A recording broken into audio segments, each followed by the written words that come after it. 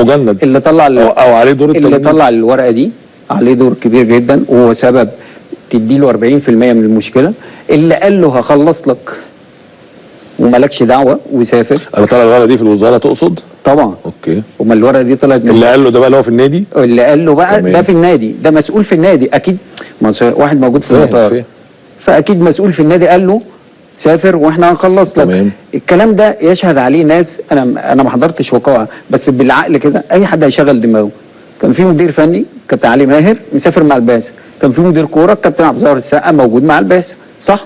فاتقال لهم ان احمد رفعت هيسافر من هنا على هنا. تمام. دي نقطه، وحط 20% على نادر بامانه، اللي هو وكيله يعني نادر شوقي، لان انت شايف كل ده وخليته يسافر.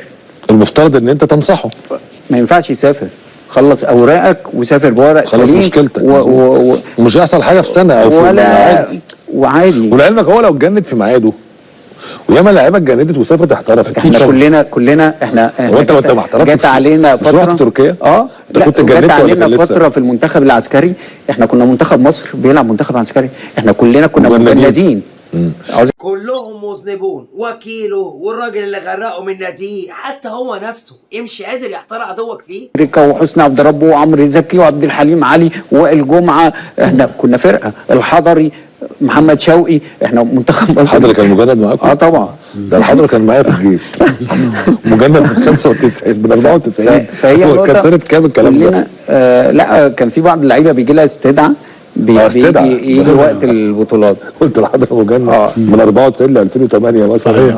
ففي بس الحضري كان معايا في الجيش. فطبيعي انا كنت جدا خارج وهو يعني داخل. مش هي دي المشكله، بس انا عايز الخص بس في الحته الاولانيه دي، هي سبب كل المشاكل. الموقف الصغير ده اللي هو موجود ومسافر في الترانزيت اما في غانا وطلع على الامارات. السبب الرئيسي في كل اللي عمال يحصل ده، وهو طبعا كان نفسه يحترف ويعيش زي اي لعيب عايز يحترف، واكيد اتقال له هتروح الخليج. انت لو قلت لي انا هخلص لك الموضوع وانا شايفك ان انت بتخلص مواضيع تانية فخلاص هصدقك، انما انا بعد كده ما اعملش حاجه. وبعد كده برضو النقطه اللي انا مش متخيلها ان حد يطلع ورقه فتره معايشه 3 شهور.